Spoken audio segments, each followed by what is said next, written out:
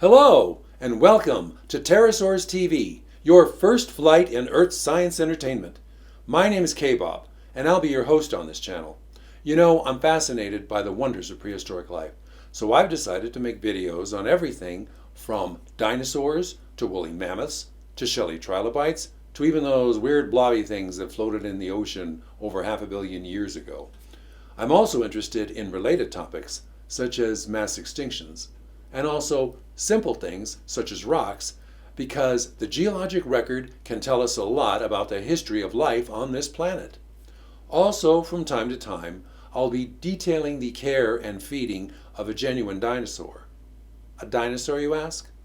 Well, I studied paleontology under the legendary Professor John Ostrom, who was a major proponent of the notion that birds are dinosaurs.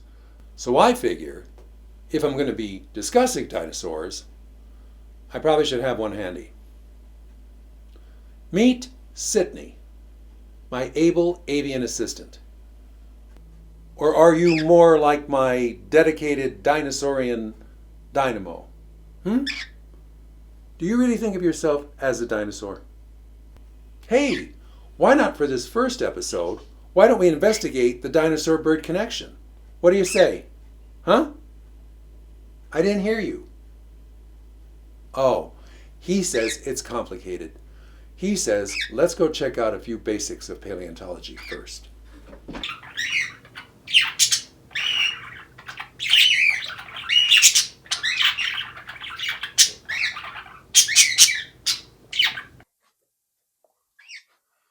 Okay, you with me, Psittney?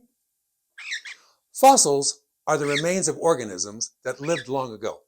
Paleontologists are the scientists who study those fossils.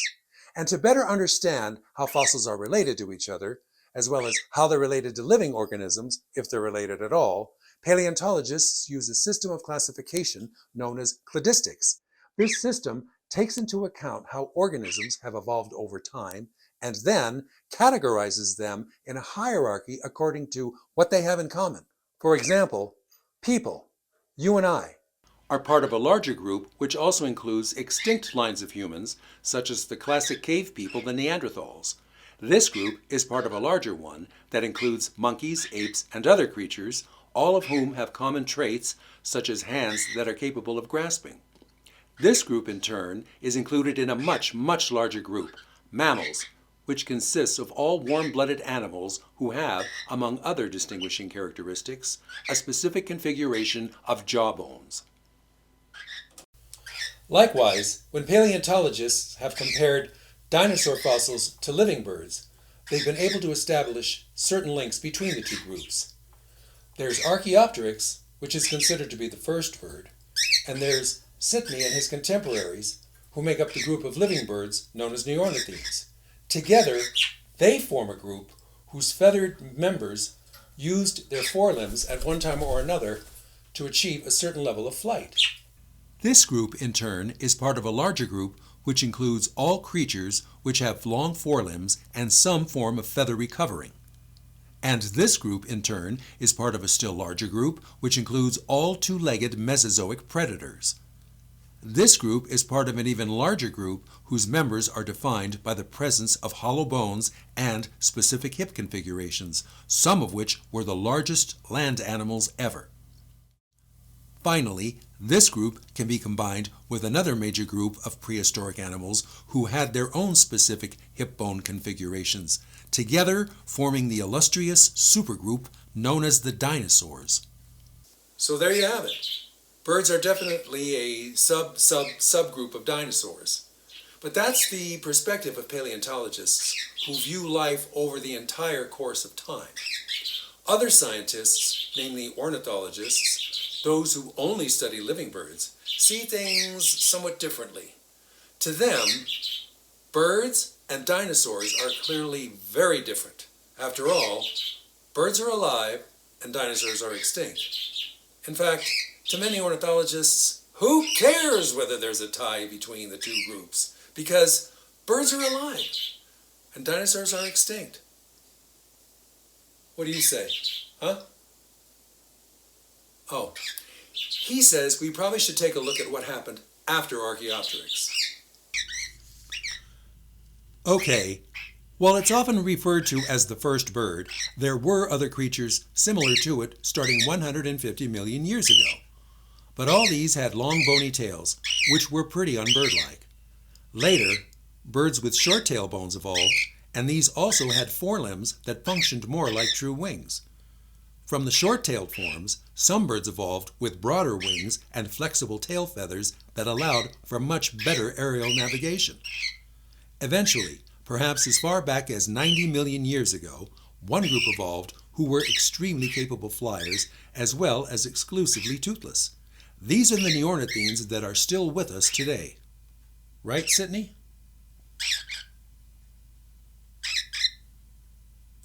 Neornithine is a Greek word meaning new bird, which seems pretty appropriate given all the various iterations of flying and feathered creatures which came before them. Now, it might seem like the evolutionary progression from dinosaur to bird was pretty straightforward.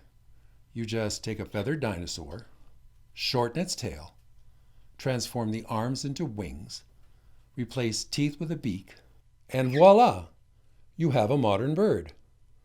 But the fact of the matter is, there were a lot more changes along that evolutionary pathway than meets the eye. A lot more. Let's look at a very basic one: walking. When a predatory dinosaur walked, its entire leg was in motion, everything from the hip down. This is, for obvious reasons, referred to as hip flexion.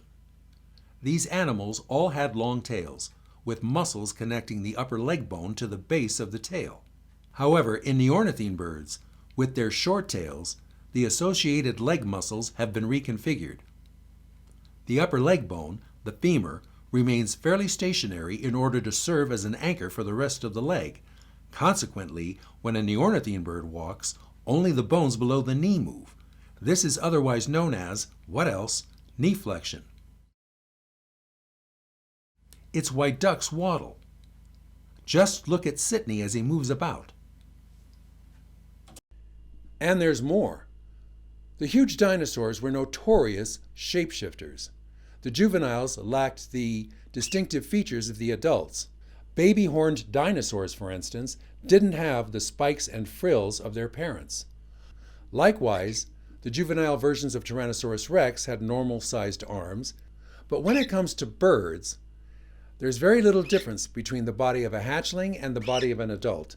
And that's because for an animal that's meant to fly, its body needs to be aerodynamically capable as soon as possible, and it needs to remain that way throughout life.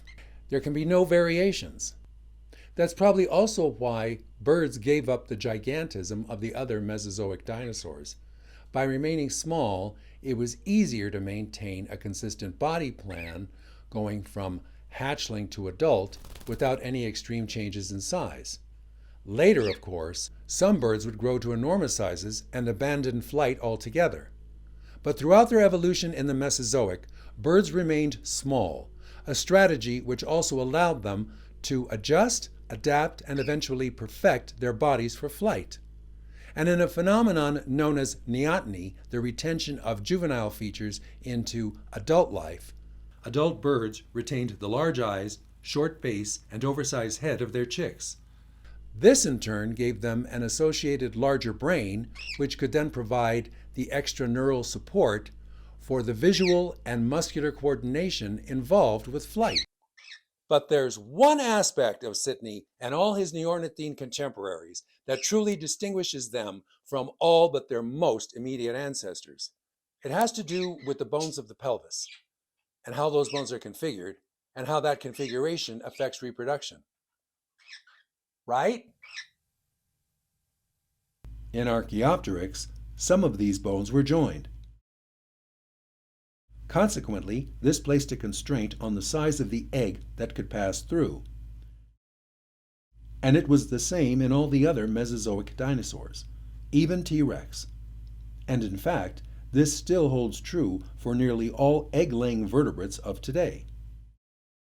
But in the line leading to neornithine birds, something remarkable happened.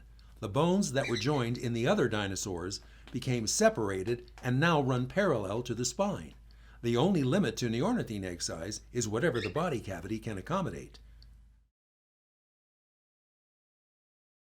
That's why, Despite the immensity of T-Rex and even the Titanosaurs, the biggest vertebrate egg on record is that of the extinct elephant bird of Madagascar. Now then, this ability to produce a larger egg led to profound changes in growth and development. To begin with, neornithine eggs typically hatch in 2 to 6 weeks. In comparison, eggs of the dinosaur giants took anywhere from 3 months to half a year to hatch. Ultimately, this larger neornithine egg produces a larger chick, and a larger chick has a better chance at survival. Furthermore, upon hatching, neornithine chicks continue to develop at an accelerated rate. Consequently, neornithine birds mature in much less time than it took their dinosaur ancestors, relatively speaking. It took Tyrannosaurus rex about 18 years to reach adult size. At the other end of the scale was the raven-sized Archaeopteryx. While many consider it to be the first bird, Archaeopteryx nevertheless took over 2.5 years to reach adult size. In contrast, the largest bird today, the ostrich, is fully grown in 18 months. As for the present-day raven, comparable in size to Archaeopteryx, while it takes 3 years to reach full sexual maturity, it pretty much reaches full body size in about 7 weeks. And that's not all. These changes in egg size and development led to significant changes in metabolism, physiology, and even behavior. Because juvenile neornithines mature in a relatively short amount of time, most neornithine parents can commit to caring for the developing brood. With a few rare exceptions, neornithine birds sit on their nest to incubate the eggs. Then, once the eggs hatch, parents often provide nourishment of some sort to the chicks. Without this kind of intensive parental care, birds such as the penguin couldn't survive, indeed thrive, in a harsh environment such as Antarctica. So, getting back to the original question, is a bird really a dinosaur? Well, as we've shown, using fossils, paleontologists can document that starting 150 million years ago, birds evolved from two-legged predatory dinosaurs during the Mesozoic era. Therefore, birds can definitely be classified as dinosaurs. But the ornithologists' claim that birds and dinosaurs are different is also true. Psittney and all the other birds we see today, the neornithines, are very, very different from their Mesozoic ancestors, and not just because of their short tails, wings, and beaks. They differ from their Mesozoic ancestors in a variety of critical aspects, but especially when it comes to reproduction. As for the question, who really cares about any of this? Well, ultimately, it might just be the neornithines that care about it the most. It might just be that these differences, their differences, are the real reason why they're still with us today and all the other dinosaurs went extinct. We'll explore this idea more when we cover the topic of mass extinction. But for now, consider this. In the ashy aftermath of a meteorite impact, or of massively erupting lava flows, or of the combined effects of both, on an environmentally stressed planet, amid all the climate chaos, organisms with a relatively short cycle of reproduction would have an advantage over those that didn't. And that's where we'll leave it. Until next time. Say goodbye, Psittney.